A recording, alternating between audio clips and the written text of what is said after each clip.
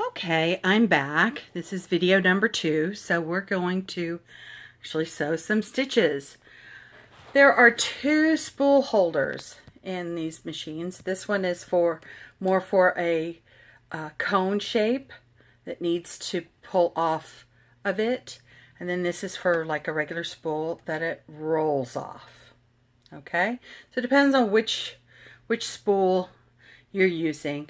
I also have been known to mostly use cone holders regardless of the size. Okay, so the thread comes straight from the spool.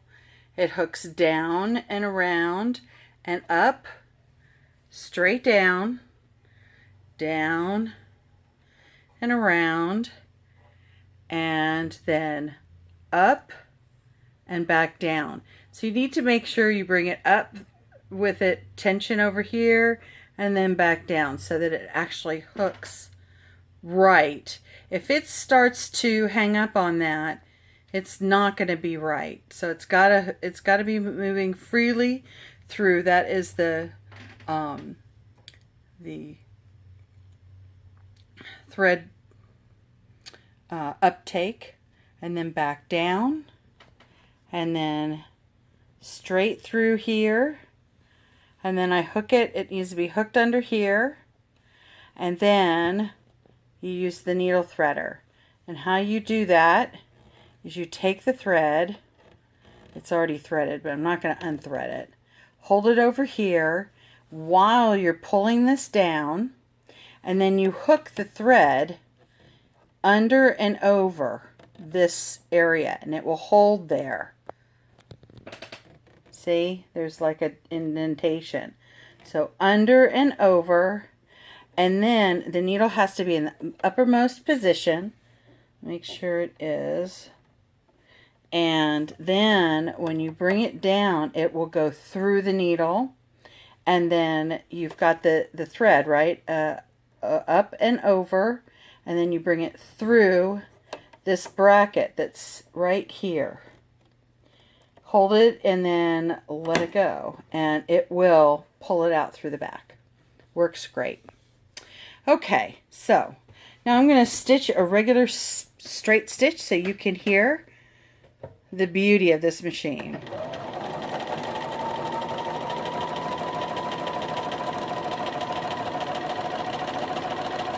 I'm not really even holding it, I'm just holding the very end of the, like so. Okay. Now I have it set to automatically needle up position because that's usually what you want, unless you're doing some corners or you're doing something like I'm doing, which is a video. And I want to show you how perfect that stitch is. It's just perfection. And that's the underside. I had a long tail there, which I need to take off, but you can see perfect stitches. Okay, so now I'm going to show you how you choose and select a different stitch. So I'm going to get the thread, the needle back up, and so here you see it's on stitch number 1, which is a straight stitch. Then of course you've got zigzag. Now what's nice about this is the zigzag does not pucker. That's how you know whether you've got perfect tension. If you have perfect tension, it will not pucker. And you see, no puckering. Even, and I can, here, I'll make it even at the maximum. You come over here to this, push that down, hold it down all the way to 5.5. And that's the widest you can get, is 5.5 millimeters. And again, no puckering. Okay, so that's, these are all pretty much self-explanatory. Now, if you want to, first thing you're going to want to do is clear, in case there's something in there. Then you hit this number bar. So think of number. I want stitch number, let's see. Let's pick one. Stitch number 74. looks like an interesting. So I'm going to say number, and you see it went blanks. So when I hit 7, it's going to come up 7. Then when I hit 4, it'll actually show the stitch. There's the stitch it's going to do. So just step on it and let her go.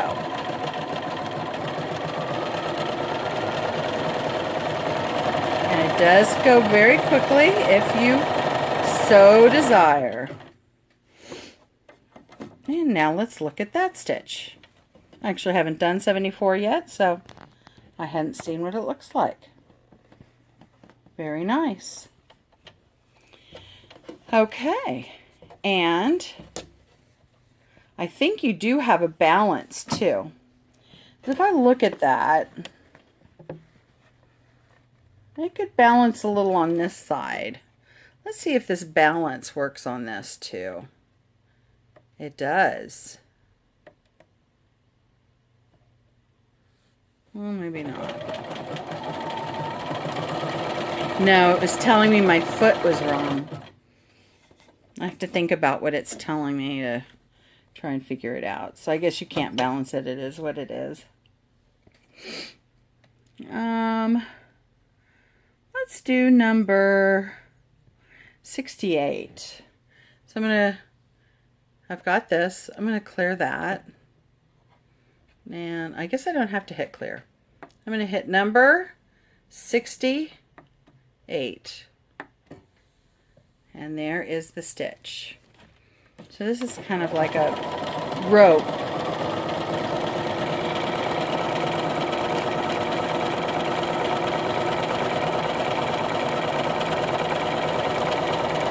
Now it is going forward, sideways, back, forward, sideways, back. So it takes a little bit longer. I have it at about half throttle. I can speed it up some. When I was sewing, I had this kind of like wrinkle here. And it's still going through.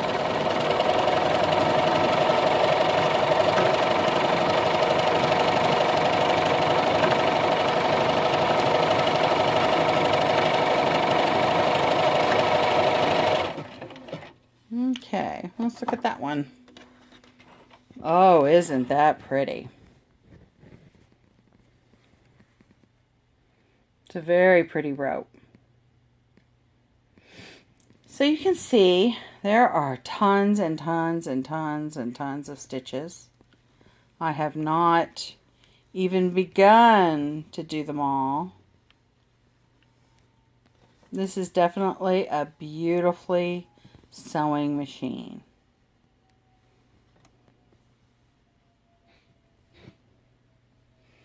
And there are letters as well.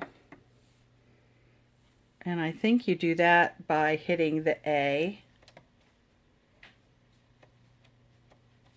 Oh, maybe I have to clear it.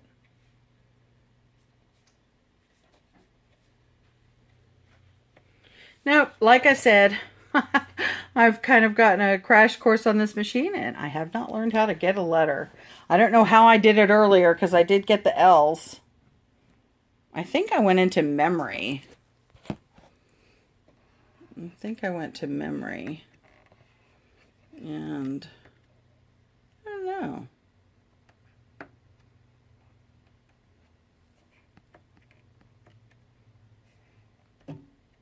There we go. Okay. And so then it starts with A, of course. And I think there's more than, yeah, more than one type. There's block and then the, so let's do memory. Let's see if I can add that to memory.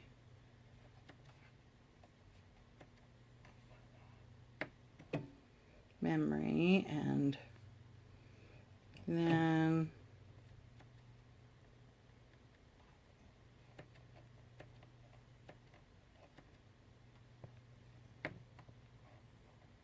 I don't know.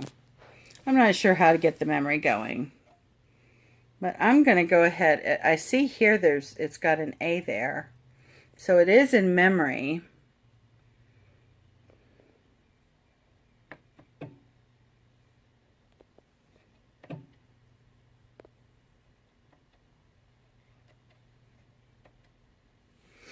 Okay, so well, let's do an A real quick. Let's see. My thread's still connected down there, so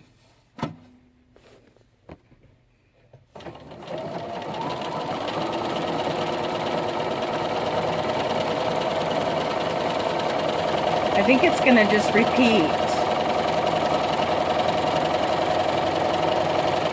Yep. Kind of like the L's did earlier. So you can see even there are some fonts in here. Alrighty, well, I think I've shown how this machine just is tremendous. This can be a go-to all around quilter's dream and embroiderer's dream. So thank you for watching, and I look forward to our next video. Bye.